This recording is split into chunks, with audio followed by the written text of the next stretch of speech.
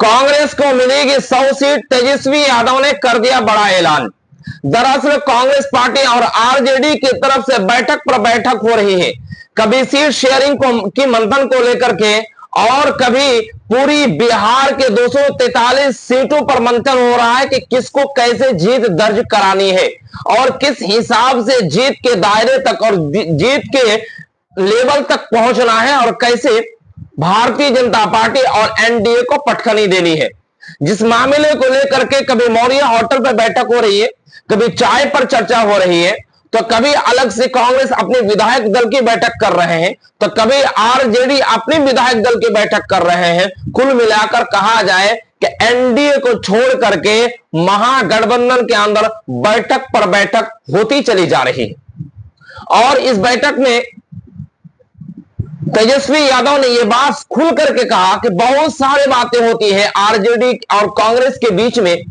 और मीडिया के सामने वो सारी बातें शेयर करना मुनासिब नहीं है।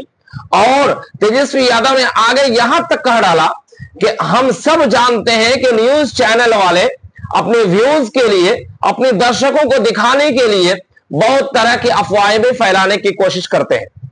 लेकिन वो सारी बातें हम शेयर नहीं कर सकते हैं जो गठबंधन और जो टीम के अंदर हो रही है। लेकिन हां, जो कुछ होगा वो सारी एक रणनीति के तहत होगा और जो कुछ होगा इस बार 2025 में गठबंधन की सरकार बनना तय है, जिसके लिए कांग्रेस पार्टी के लिए एक नई चुनौती यह है कि आरजेडी उसको 100 सीटें देने को तैयार नहीं है,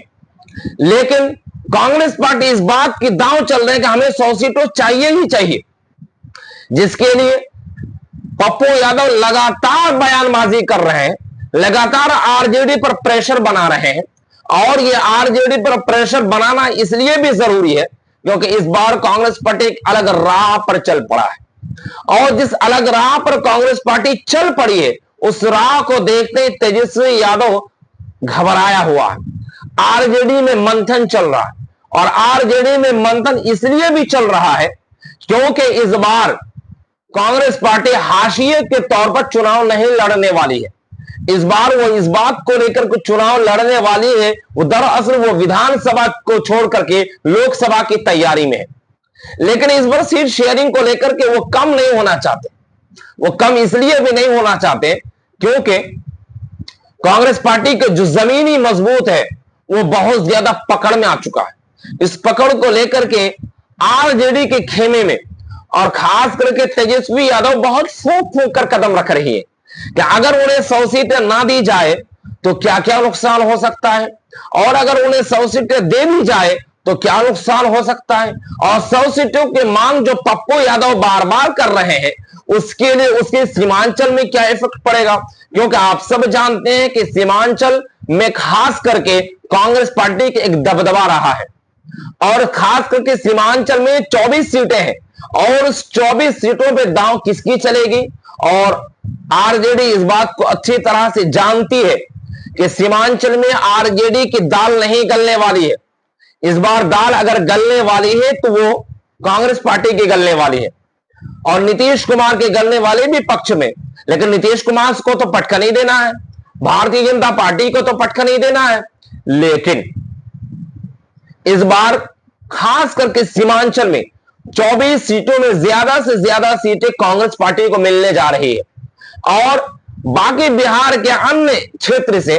कांग्रेस पार्टी को, जहां पे मुस्लिम बहुबल इलाका है, जहां पर कांग्रेस पार्टी के ज्यादा कार्यकर्ता है, उन सारी जगहों पर ज्यादा से ज्यादा सीटें उनको मिलने के चांसेस है,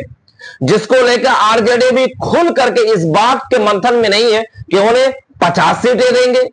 कि 70 सीटें देंगे या 100 सीटें देंगे। अभी रणनीति बनाना बाकी है और एक बयान अभी और उभर करके सामने आया शकील अहमद का, जो कटिहार के एक बड़ा विधायक माने जाते हैं